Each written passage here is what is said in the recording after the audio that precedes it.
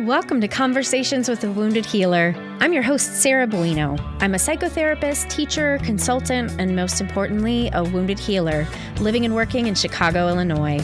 On this show, I interview folks in a variety of healing professions, and we discuss the intersectional journey of healing self while caring for others. We're not just focused on individual healing, but also healing on the collective level from white supremacy, late-stage capitalism, and the patriarchy. Thanks for joining us. Y'all, I am in it right now.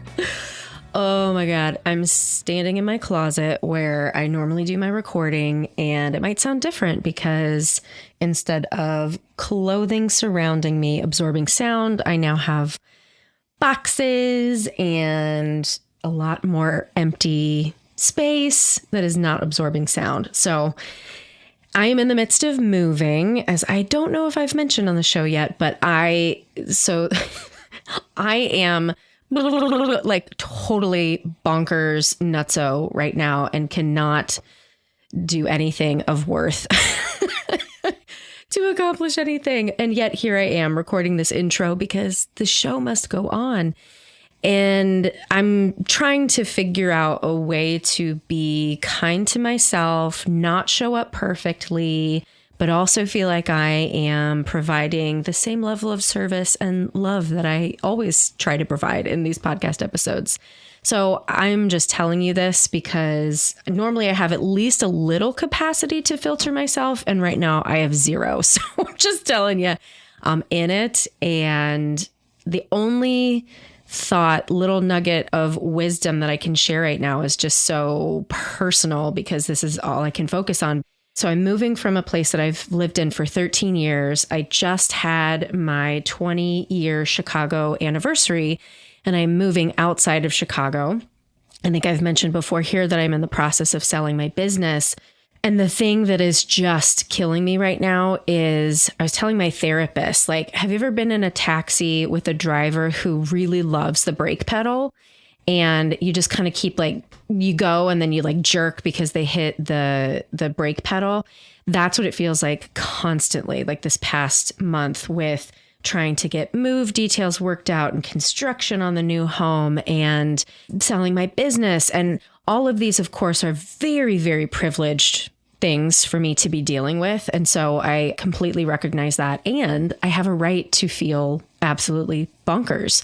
And it's really challenging. And it's so interesting because it's bringing up a lot of, like, I can feel these childhood wounds coming to the surface, but I can't exactly name what they are. But there are things around being uncomfortable and not having control of your space. It's just like all kinds of weird shit that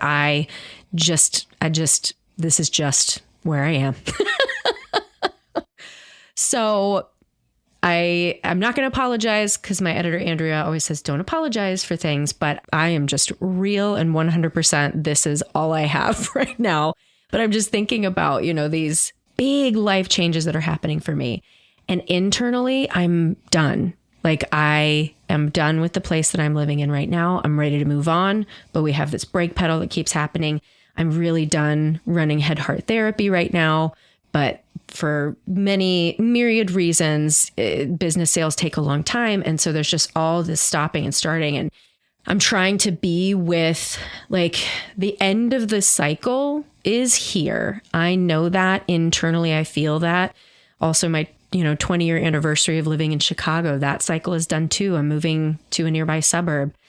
And that's what's happening internally. And yet externally, it's all this stop start. So I am just trying to ride the wave. And let me tell you, right in this moment, I'm drowning. I had a full-on temper tantrum this morning because our move plans got changed. But at any rate, this is me being superhuman, not superhuman, but superhuman, and sharing with you all the stuff. So who knows what chaos will join us for intros in the next couple episodes as I try to relocate myself, resituate a place where we can record future podcasts. So thank you for being gracious with me. I know that y'all are very supportive, and I know that you are going to absolutely fall in love with today's guest, because I fell in love with her the first second I heard her speak, and I was like, I'm very excited to have hung out with Rusia Mohiuddin. The people are the source of all power. Rusia's mother raised her children with this as a foundation for understanding the world and what united peoples were capable of doing. Rusia N. Mohiuddin, based in New York, is a master trainer, facilitator, and somatic coach who pioneered the integration of somatics into an organizing framework. Her current mission through Universal Partnership has been developing a holistic model for social justice change work that places it in its center the necessary transformation of social change agents. So please enjoy my wonderful conversation with Rusia Mohiuddin. Hello, Rusia. Hello, my friend. How are you? Good. Welcome to Conversations with a Wounded Healer. Thank you for having me. I appreciate you. Yeah. You're in New York, right? I am in New York, yes. That New York sound that I love. I do have a New York accent, and I have a potty mouth like a true New Yorker as well. Well, then, yes, we are going to get along quite well today. So, Inshallah. Yeah. Would you mind introducing yourself and letting folks know who you are? Sure. My name is Rusia Mohiuddin. I'm the principal of Universal Partnership and the co-director, co-founder of the Mukti Foundation. And in those capacities, I service our movements.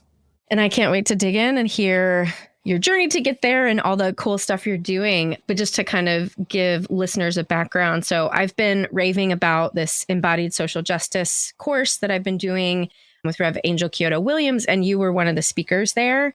And literally, as soon as you came on the screen and opened your mouth, I was like, I am interested in everything you have to say, just your vibe, everything that you bring to your work. You clearly are, your heart and your soul is in it. And I just resonated with that so brilliantly. You're too kind. Thank you. I enjoyed those sessions. Yeah. It was a good crew. Yeah, it's a good crew. And it's a really, man, it's been such a deep and rich experience. Mm-hmm. Yeah. I'm glad you got a chance to go back and listen to it. I hope it sort of inspired and generated a lot of ideas to really rethink how we're aligning ourselves with this sort of universally reliant order that we exist in here on this living planet. Yeah. Well, first of all, how do you encapsulate what it is that you do? Like, how do you, like, some people will say, I am a therapist. I'm an organizational consultant. Like, what's your title for yourself? It's a really good question. Like most things in my life, I don't do things typically. So I guess in a lot of ways, technically, I'm a consultant. I have a national consulting practice, which is like just a super fancy way of saying I work for myself. Yep. More than anything else. Yep. But unlike consultants, I run programming.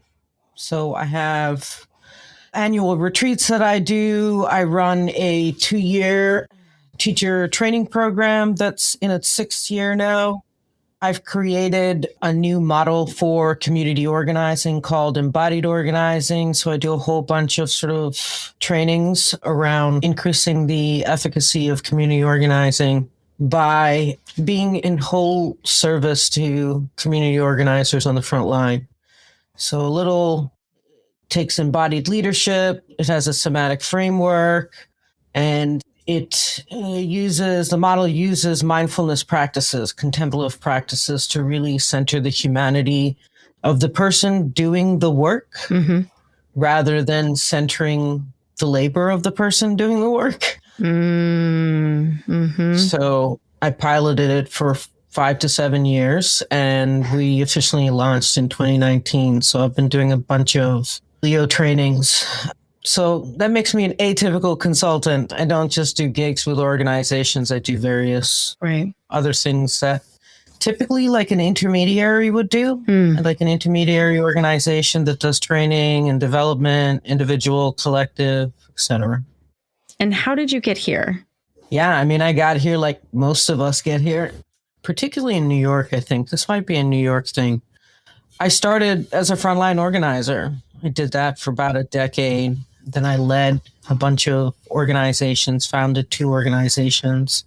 And in the last organization that I founded was a national intermediary, was incredibly effective for about 3 to 4 years. And then we hit this sort of peak, right? Where a lot of people wanted to give us money. We needed to expand to sort of reach more people.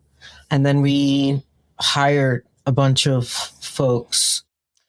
But I found that some of the ways that I sort of like to do the work that is sort of really grounded in my values and my principles around authenticity and embodied leadership was not necessarily shared with everyone in the organization.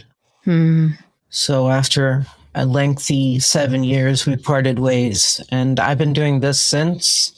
And I don't have to compromise on myself for anyone. I'm free to create. I have a robust reputation in the movement. So people trust me to pilot new methodologies with them. So I've been incredibly fortunate and blessed, I have to say. And it sounds like you put in all the work too. So it's not just like, oh, magic, I showed up here, but you did it. Oh, absolutely. Oh, absolutely. A lot of really hard work. Mm-hmm. Yeah. Yeah. And you're an artist too, right? I don't call myself an artist. Really? No, not at all. I'm not formally trained at all. Looking at your Instagram, you could have fooled me. My art I use it for self-care. It's the act of birthing something new into the world that allows me to sort of, figuratively put my hair down, create something at my own pace, use colors the way I like to. It's a quality that I inherited from my mother, who was a natural artist and a trained artist. So all my siblings, I don't think my brother is the greatest artist, but all of us are natural. No offense. No offense. He has many other talents, I promise you. Yeah. But the 3 sisters, the 3 of us, we just got this really beautiful gift from our mother. Thank you. I appreciate you shouting that out. Absolutely. Yeah. And if you want, we can tag it, make sure that other people see it too. Yeah. Well, I'm always curious what leads people into a social justice arena, because frankly, I'm mad that I didn't get connected to any of this until much later in my life. And so hearing you say that's where you started your career, I'm a little envious of the education that you got that put you there earlier and all the education that you've had since then, probably. So what led you into that arena? Providence, I would say. My maternal grandfather is popularly known as Jadumia, and that means magic man in Bengali. So my maternal grandfather is known as the father of the independence struggle in Bangladesh, where I'm originally from, and he was an organizer.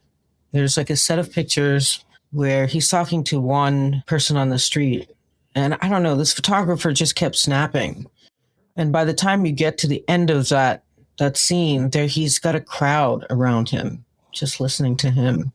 And that's why they called him Magic Man, because he spoke the language of the people. And my mother, from a very young age, taught us that he would say the people are the source of all power.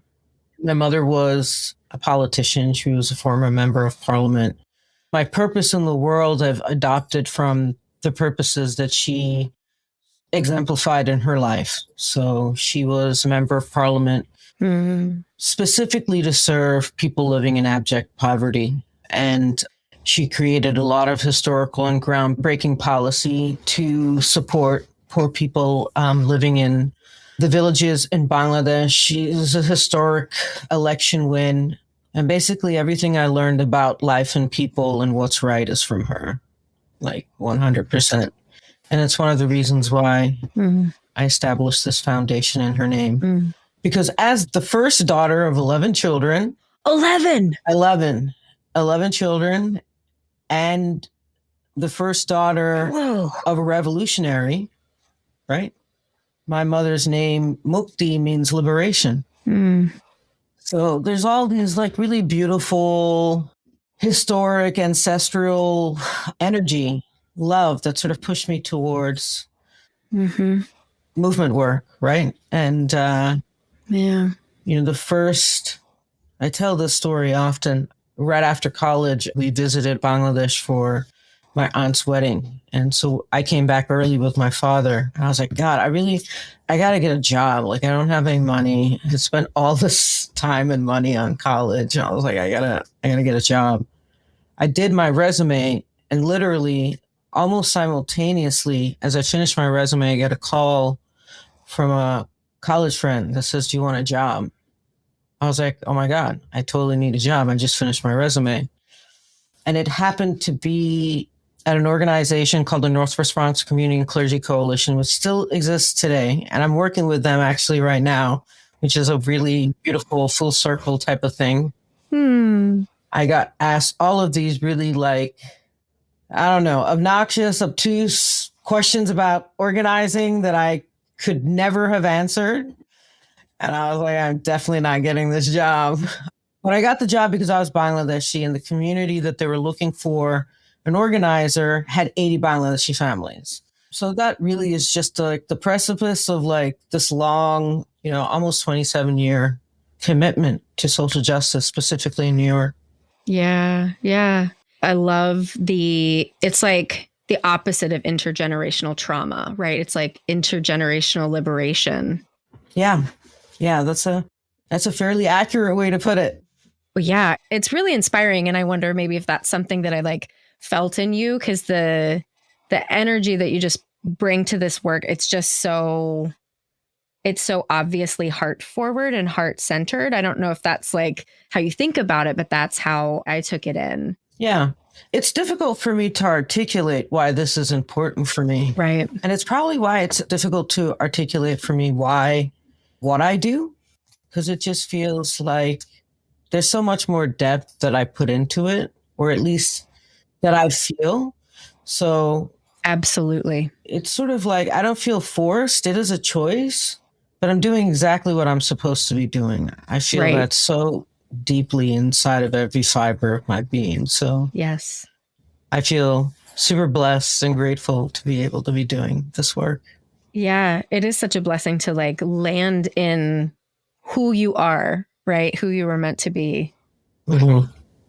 Well, one thing that really struck me about your presentation that I was like, oh, this is fucking brilliant, is the way that you essentially use the wisdom of nature and talk about the ways that organizations either do or don't reflect how nature functions. I don't know if you want to share a little bit about that with folks.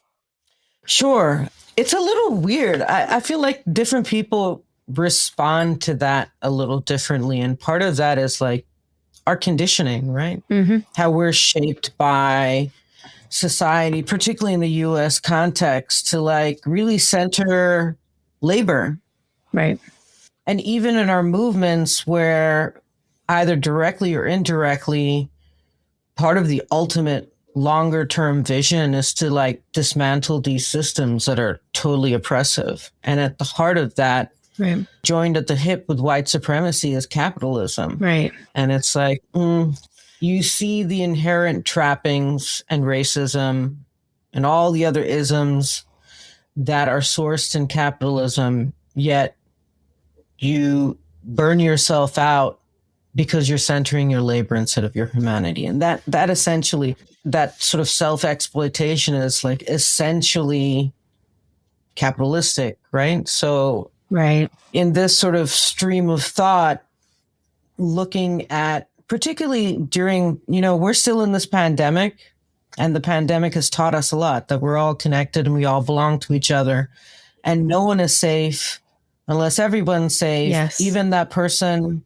in the farthest part of the world, right? Across all these seas, you're connected, we're connected. Right.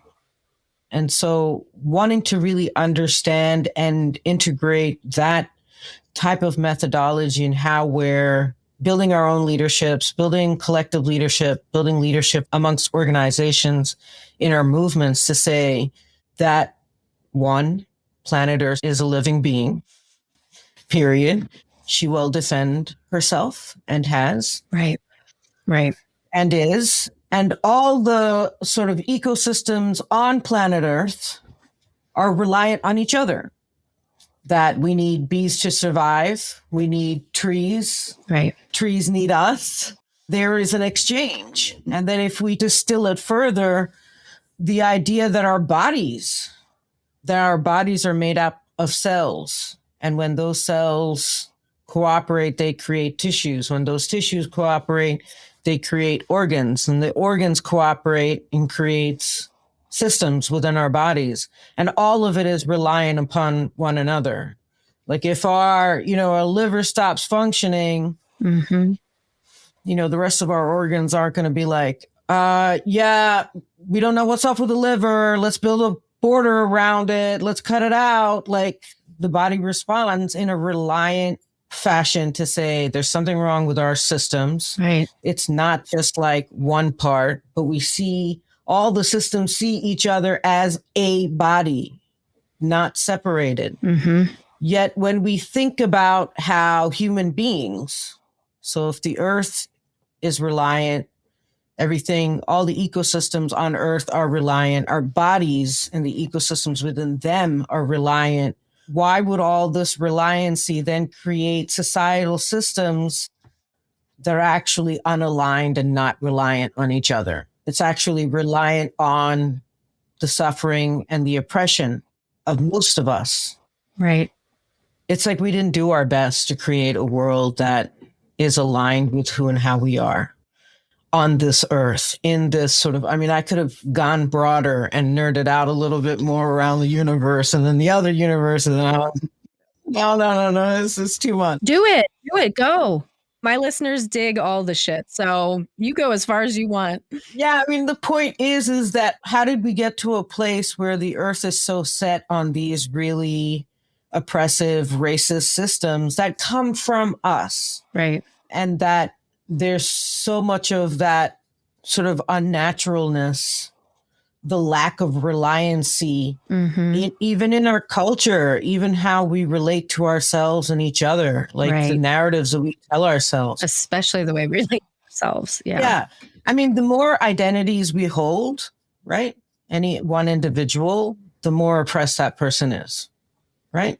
Mm. I think there are some exceptions to that, but even people at the top of the pyramid, like old white men, are subject to white supremacy. They just are. They suffer in white supremacy. Right. Yes. They just don't see it and they don't know it. They don't have to. Like, I hate to invoke 45, but here we go. Leader of the free world, the pinnacle of whiteness. Yes. And is a deeply self-loathing human being. 100%. No one that loves themselves does the things or says the things that he's done in his lifetime. Like the dude hates himself. And then he got power to project that hate and inflict an enormous amount of harm, like lingering harm. But that is not a reliant, and it's not necessarily a normal way of being. Like we're not actually built that way. Right. Our bodies aren't built that way. And our mind, body, and hearts rely on each other. They influence each other deeply. And so we've created this chasm within ourselves.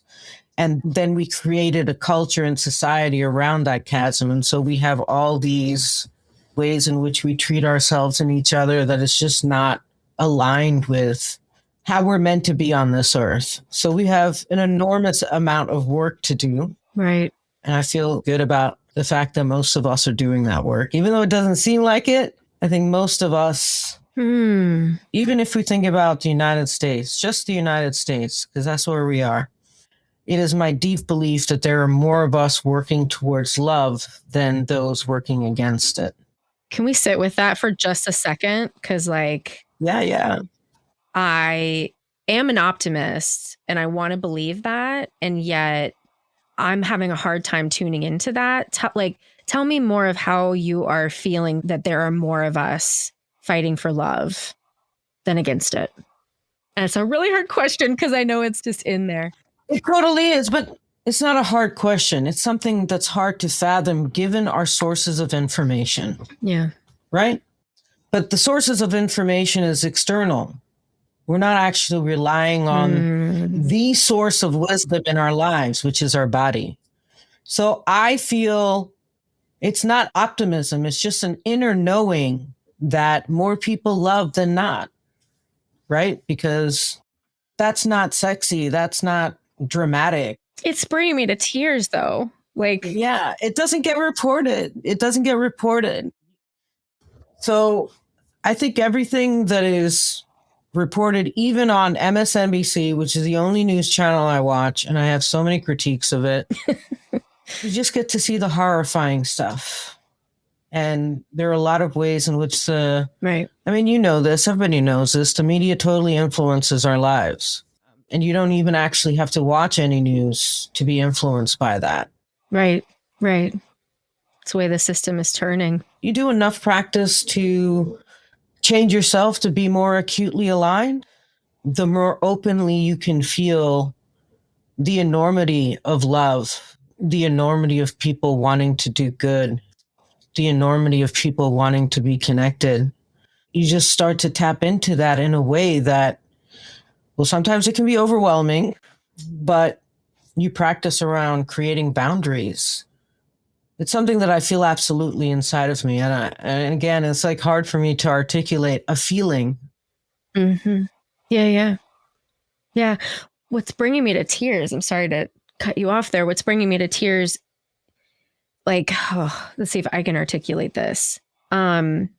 Feeling for me, what I've been experiencing is like feeling into the collective. I'm just tuning into the pain. Mm-hmm.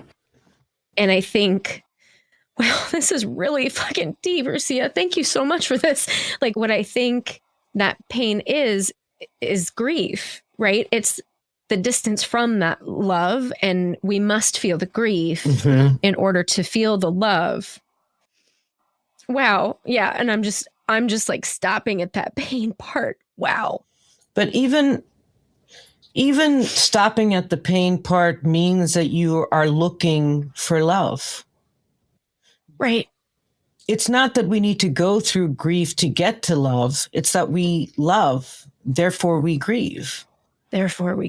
Otherwise we wouldn't. Right. You know, there's plenty of sycophants and psychopaths that have no conscience around what they do and what their impact is. And sadly, 90% of Congress fits that qualification. Mitch McConnell's not feeling bad about the decisions that he makes that robs not at all 300 plus million people of rights. He's like, yeah, this is what I want, and I'm getting it. He feels no grief. Because he doesn't have that interconnection. He doesn't feel the love. But right. He does not represent the majority. I mean, you can at least say that, right? Oh, absolutely. Right. Everything you feel is generative. You just orient to that feeling, even if it's overwhelming pain and grief, to a way that's true to who you are and to your nature, which is people who love grieve. It doesn't happen any other way. Right. It doesn't matter what it is that you love or who it is that you love. Right. Because even folks who do harm have the capacity to love. Right. It's just not what they center in what they do, right? Hello, everyone. I'm interrupting this amazing conversation with an invitation and request. I can't believe it, but Conversations with a Wounded Healer is nearing our 200th episode. And if you've been with me for a while, you know this podcast has been an instrumental part of my own healing journey. And I'd really love to hear more about how it's been a part of yours. So for our 200th episode, I'd love to include your voice. Just go to speak-2.us/convos with a wounded healer, and you can leave me up to a 60-second voicemail about how this podcast has impacted you. And for our 200th episode coming up in November, I'll include your message. If you don't want to share your voice in particular, but want to drop us a message anyway, you can email assistant@headhearttherapy.com, and I'll read your message as part of this special celebration. I can't wait to hear from you. What spiritual personal work have you done in your life? I mean, I'm sure you can't sum it all up for us, but like I spend a lot of time in conversation with folks, and I don't know, I feel that there's something really special about the frequency that you have tuned into personally that tell me more. I mean, is this just how you've always moved through the world, or No. Okay, tell me more. No. I was super arrogant as a child and a young adult. I didn't have to try as hard to be as good as everyone else. And I grew up with a lot of privilege. American school system is a lot easier if you spend a whole bunch of years in a British school system, which is a lot more harder and has higher standards. Interesting. So when we finally landed here in New York in 86, because my father was a diplomat, we bounced around a bit. I was like, this is not all that. Yeah. And it wasn't until I got to college where I had a lot of freedom to like really choose what I wanted to study, choose how I wanted to think. And then I had like really great influencing leaders in my life, like my mother, who it took me 30 years to figure out had never given me bad advice. Like she was just always right. She like never was wrong. I was like, damn, like I just wasted 30 years of my life, like not listening to this powerful woman. And honestly, this is not magic. It's practice. That's all it is. I've had a daily practice for 15 years. I meditate every day for 15 years. I journal every day for 15 years. Meditation is actually the thing that actually allows me to be in the moment and to be aware of what's happening. Right? Yes, yes. Did you hear that, folks? We've been talking about meditation. I told you it's magic. It is the thing. It's a superpower. It's how you cultivate a superpower. It is. And I can distinguish between what I'm feeling, whether it's mine or somebody else's, which is like the most important thing that we need to actually do, because we have the ability to exert so much energy out into the world. It's like you can't fathom it. What one individual can do is really hard to fathom.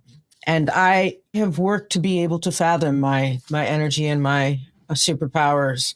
And I am unwielding. Like, this is what I'm doing when I'm doing it. I don't want to talk to anybody. I'm not taking texts. I'm not doing emails. I'm not answering any questions. And people try. Yeah. There's a point in my house during the pandemic, we had 10 adults and 2 dogs. And I was like, from 8 to 10:30, I do spiritual practices. I'm a Muslim. I'm a practicing Muslim. I was like, I don't want to talk to anybody during this time. Like, people come into my room, they're asking me questions, and I'm just like ignoring them. So I'm committed to myself in that way that actually takes a lot of failure to get to. And I failed a lot. I know people think like there's this idea of perfection in doing anything, but to get to where I am right now required an enormous amount of failure. And I failed a lot. Some was graceful. A lot of it was not graceful. But the things that I learned in failure and rejection, I would not be where I am today without it. Yeah. And it's not a joke, like this. I've been noticing more and more that I'm connected to my students in my teacher training program. And then people I coach or I have intimate relationships with, like friends. And when they feel bad, I feel bad. Yeah. I was like, oh my God, why am I afraid right now? Why am I anxious? I know this doesn't belong to me. Yeah. And it only stops when I figure out who it is. I have to figure out a better way to do it because I don't always have time to figure out who it is. I was like, damn, someone in my circle is like feeling super afraid and anxious right now. And like yesterday, all day, I was like, oh my God, who is this? Like, who's feeling upset? I like slacked everybody. And I found out who it was at night. And as soon as I found out who it was, it just sort of dissipated. That's not magic. That doesn't require like years and years and years of something. It requires a daily meditation practice. Maybe 5 minutes is really all you need. An embodiment. Yeah. So I know that I'm not thinking like, oh my God, why am I afraid? Why am I anxious? I was like, okay, I'm feeling these things in a really intense way. And it feels different when I'm anxious and afraid. Yes. Mm-hmm. And I know that it doesn't belong to me. Yeah. And then I can reach out to whoever it does belong to once I figure out who it is. Usually it happens right before a coaching call, right? Or like a new coaching call where someone will be like, oh my God, I was so anxious. I'm like, oh, so you were sending me all that. Okay. Good to know. Good to know. Well, if I can throw in for just a second, because the way that I would hold that, like I've been doing a little witch training, and it's funny that if you're going to practice witchcraft, the first thing that all of them will tell you is you have to meditate regularly. And I've been doing it for I think 6 years now. So I'm totally on board. But the way that you describe that, I hear that as a psychic gift. And the thing is we've been putting that sort of stuff in this magical, mystical category that we don't know why it happens. It happens because embodiment. It happens because you are in tune with yourself and the world around you. Everyone has access to these gifts. And that's why they say that, because it's true. Yeah. You just have to slow down. You just have to listen. It's like jumping on a frequency. We all have our own frequency, but all of these frequencies are a part of one large highway of energetic frequency. Yes. And when I'm connected to the people that I'm connected to and I can deeply feel them, then I pick up. I'm like, oh, okay, this is what's happening right now. And I can offer myself in whatever ways that helps them, that helps me. Yeah. Etc. And it's so funny. So I run a private practice, group therapy practice right now. I'm selling it to my executive director. And I was planning on going into organizational sort of leadership, which is one of the reasons I'm like, sweet, I need to learn from this beautiful human. And I've been thinking about what is it that I think has made me an effective leader. And it's what you're sharing is this being able to tune into whether something's mine or something someone else's. Mm-hmm. And then once we have that information, it's a lot easier to know what to do with that than, everyone running around blaming other people or being defensive and whatnot. And that's to be a leader and have that skill. You talk about if you change yourself, you're going to change the world. That's it. That is how we lead from the inside out. Absolutely. Woo! It's accessible, which is what is really important to me. Everyone can create 5 minutes. Yes. In their life. I truly believe this because there's so few things in life that we have actual power and control over. Mm-hmm. And 5 minutes of our day, I believe, is something we can reclaim for ourselves. And then just the benefits just far outweigh any time costs. Absolutely. Along the way. Right. And I guess I'll just say for listeners who maybe haven't heard, I did a thing on meditation, right at the very beginning of this podcast, almost 5 years ago, but meditation isn't clearing your mind. It's just being with the present moment, following where your mind goes and going, oh, okay, let's go back to the anchor. That's it. Yeah. It's not as difficult as I think all of the whitewashing has put on it, right? Of course, white people made it goal oriented, right? Yeah, I mean, funny and not funny at the same time. I mean, I have a Reverend Angel narrated a video that I did called Mind the Gap, which is basically my adaptation of a meditation practice for social change agents. But no one tells you what successful meditation is. Right. They just say, breathe. Right. Well, what the fuck? I breathe all the time anyway. Right. Am I meditating then? Right. Or I have to read a book or I have to go to a class. It's no. Successful meditation is just returning to the point. Yes. You could do that once and you're good to go. You're just good to go. Right. And people are like, oh, have you ever counted to 10? I'm like, yeah, I've counted to 10 and then surpassed that because my brain is just girl, keep counting. So, because I don't know what you're doing. This feels unsafe. Mm-hmm. Are you in mortal danger? But really, I've never gotten past counting to 4 before something hits me. But I notice it right away. Right.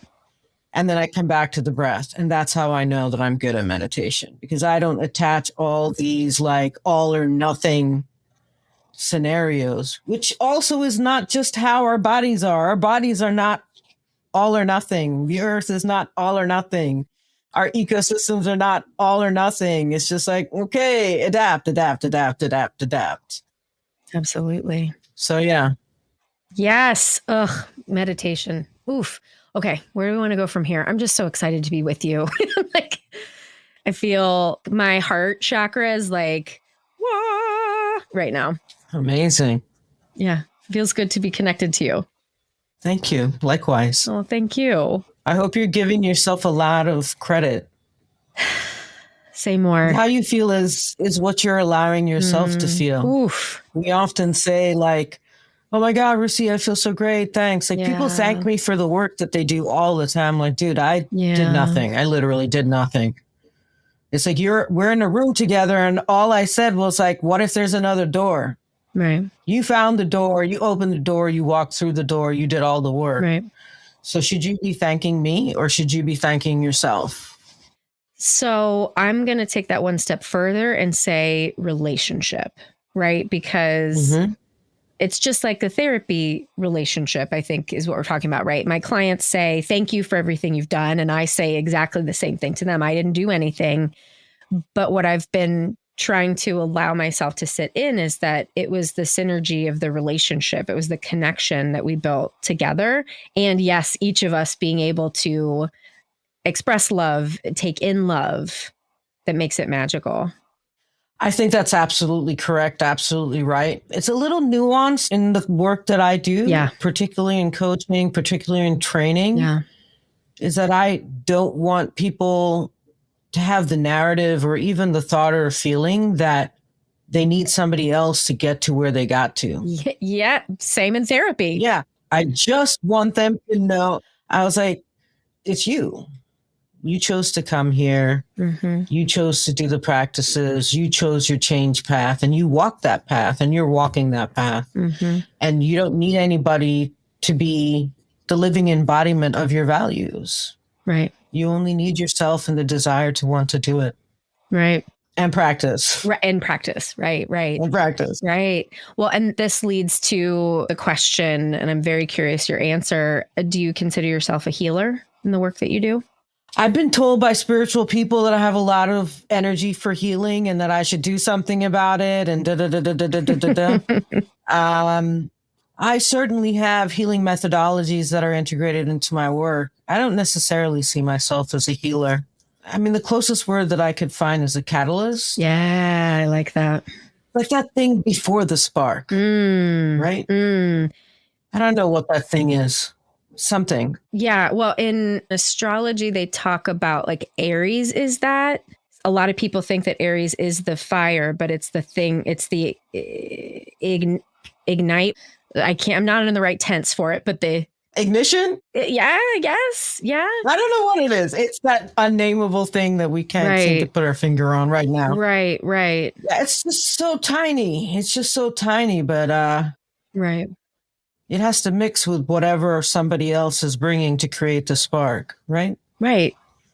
Yeah. You can't just have one piece of flint. You have to have the other, right? Yeah, I mean, I feel like there are real healers in the world. I believe in that. I've had the privilege of seeing a lot of people and being around and learning from a lot of people that are real healers. I also just think like these titles sort of attach something that most folks find inaccessible. Right. I'm really just like some chick that decided that was going to like, I wanted to live a really authentic life. I wanted to do it on my own terms. Yeah. I didn't want to compromise myself for anything or anyone. And I compromise myself for my family all the time, but it's a choice that I make because my body is made from their bodies, like literally. Yeah. And I have a twin sister. So like that's just my relationship to my family is really different. Yeah, I have an identical twin sister, genetic doubles. I'm jealous of that. I desperately wanted to be a twin when I was a child. I don't know why. Parent Trap. I was obsessed. All those versions were really good movies, but I know what it's like to, like I shared my mother's room with another human being, right? Right. Literally. Mm-hmm. So I have a natural inclination to want to share the things that have worked for me. Yeah. And also share the whole bunch of stuff that hasn't worked for me. Right. And it's rare that I will tell people to practice without having my own practices. Exactly. I don't tell people to practice something that I haven't tried out or practiced myself. I don't teach people things that I haven't done myself, because I think there's too much importance put on theoretical knowledge, but it's the experiential knowledge that actually changes us. Exactly. That makes us wiser. Yes. Yeah. Yes. That's where I live. That's where I am.